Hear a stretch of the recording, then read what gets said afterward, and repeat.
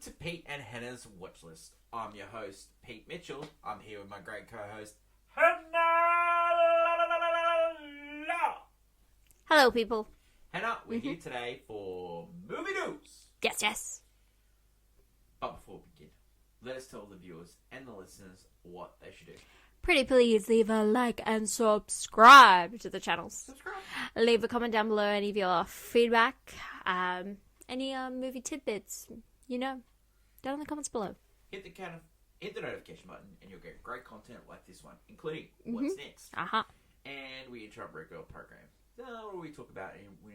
We talked about sugar. And we also talked about the synthesizer. Yesterday on What's Next, we talked about If and Strangers. Yeah. Great times. It was strange.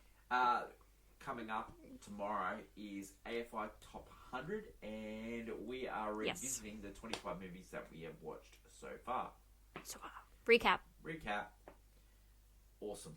Let us get on to today's show, and the first segment is Clickbait. Yes. Hello. Hannah, it's brought me. to you by you. Yes. I'm just want to take the time here, just be the old man shaking his fist at the cloud right now. You give such old man vibes. I'm Abe Simpson. That's who I am. Curmudgeon. Anyway, I want to talk about how recently there was this really big show that came on Netflix. Huge. It's called Bridgerton, right? Big show. Heard of it. So previously, when the show has released, it usually is 8 episodes and all in one go. Yeah. They've decided for this newest season to release it 8 episodes, but in 2 parts. So the first part, you get 4 episodes, and then a month later, we'll get the next 4 episodes. Yeah. This system is absolute trash. This is not how you're supposed to watch TV, especially streaming TV shows. Let's break it down. Let's break it down, right? I was thinking about it. Not just weekly. You either do it weekly. That's what I'm thinking. You either do it weekly, or you release it all at once. Now, with these streaming shows, hear me out. You gotta listen to me. Listen to me. I've got to talk. With these streaming shows, they're written in a way that they don't make sense unless you watch from start to finish. They are not written like how TV, back in my day, TV used to be episodic, right? You'd watch 1 episode a week, and the story would be in 1 episode, right? And maybe it's a part 2, so you get lifted on a cliffhanger. These new streaming shows are usually like, they don't make sense until you've watched the entire thing in like 1 sitting sometimes. Because they're either like, they don't stop writing, or they're not well written. I can't figure out the two. It's that kind of vibe. These are really bad TV shows. And we're talking about Shonda Rhimes, who used to write, like, we're talking Grey's Anatomy. Grey's Anatomy. Yeah. Grey's Anatomy, Scandal, all these other, like, great shows. Yeah.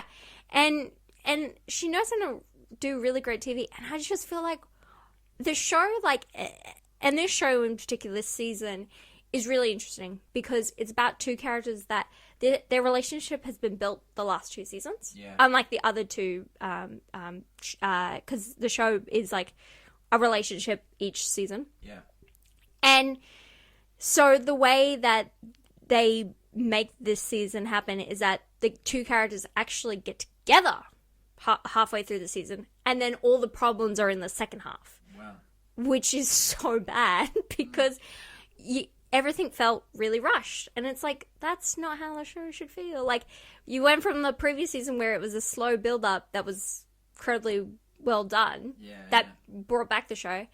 And so I'm like, recently there was also a show I thought was going to be episodic, whereas we were going to get an episode a week. Yeah. On Amazon Prime. It was called Fallout. Yeah. I thought it was going to be, because in Amazon Prime, they have a weird thing where some of their shows are like, you get 2 episodes, and then it is a weekly thing, which is really good. Apple TV does the same thing. And Apple TV is the same.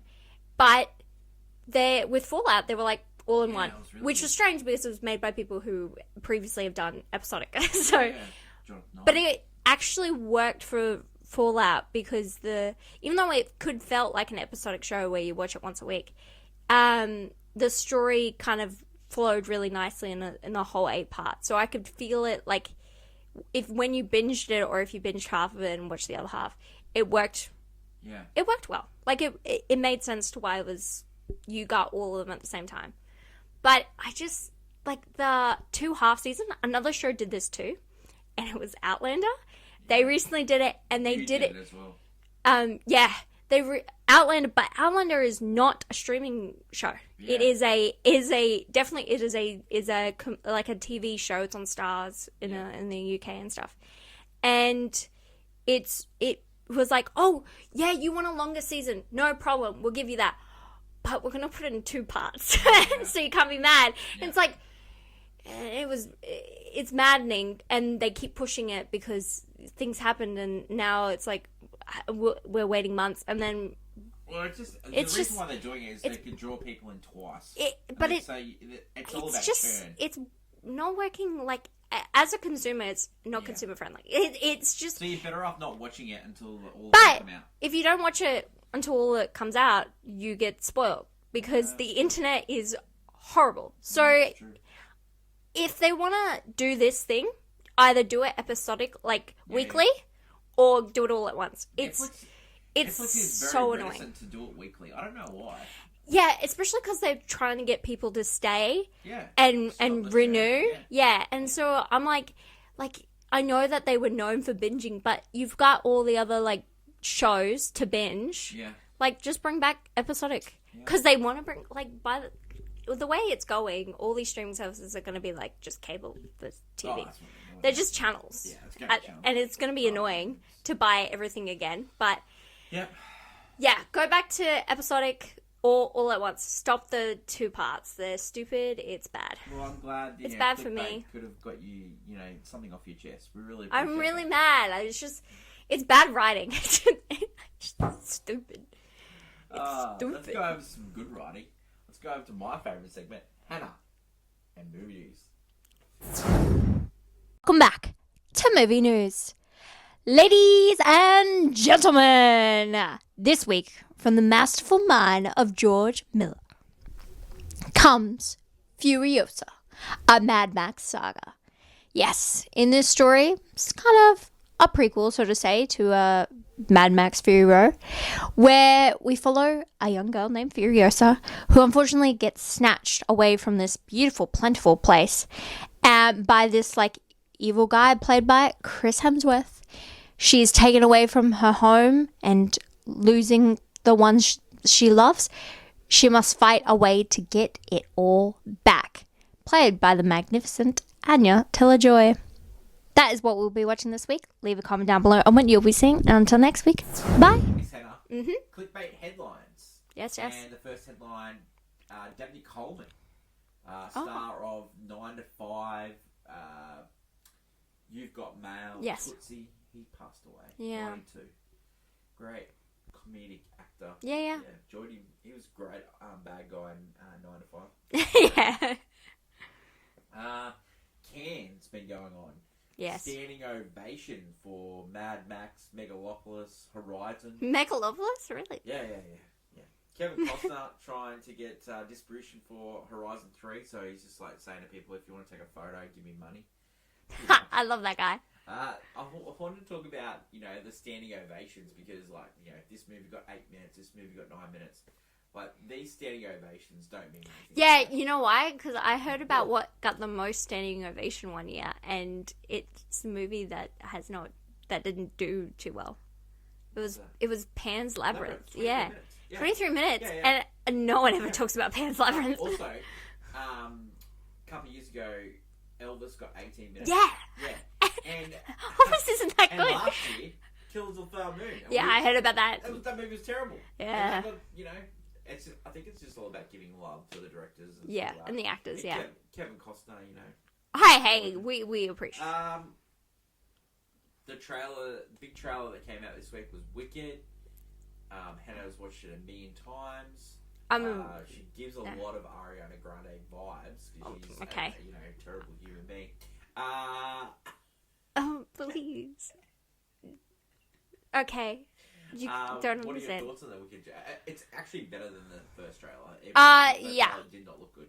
Oh, I think they took the criticisms there because they're still good.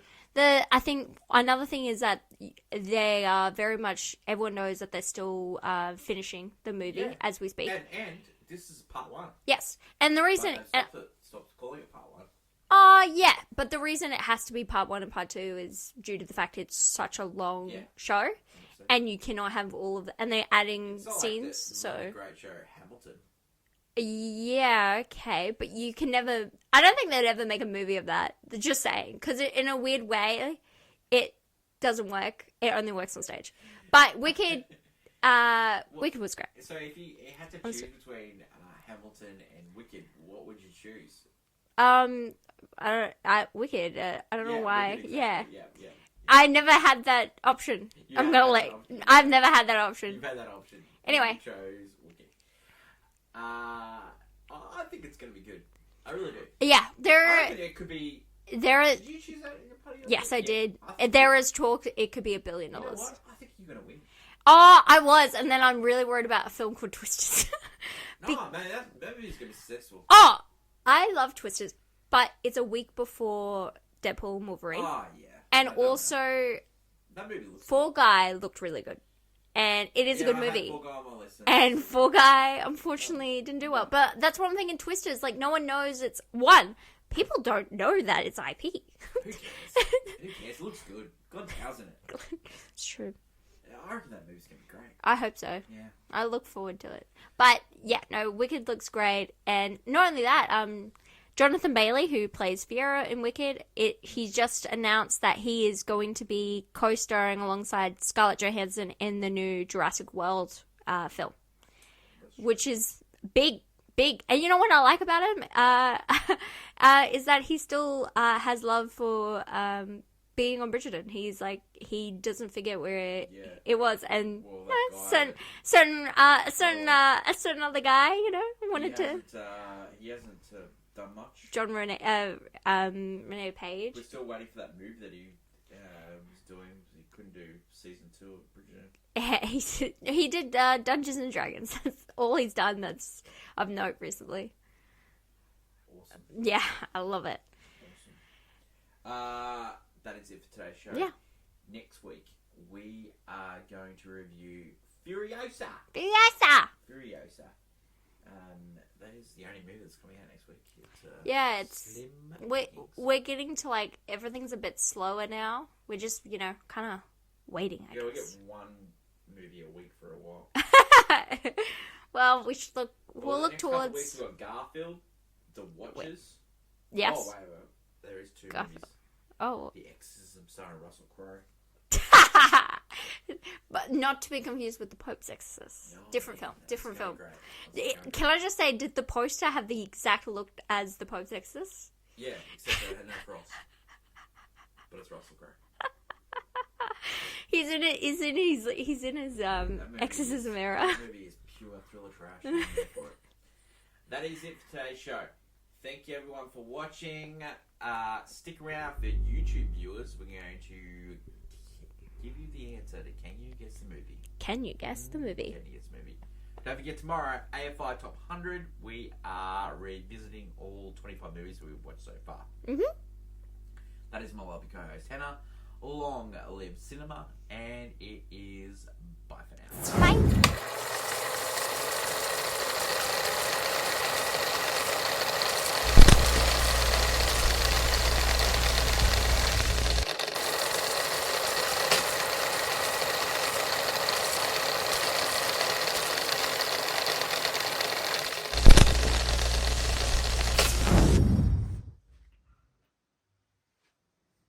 Hannah, can you guess the movie? And the answer is... The Menu. Great work. It's probably one of my favourites that we've ever done. I love Anya Taylor-Joy so much. Love that movie, and I love Can You Guess the Movie? That is it. We'll catch you next week on Can You Guess the Movie?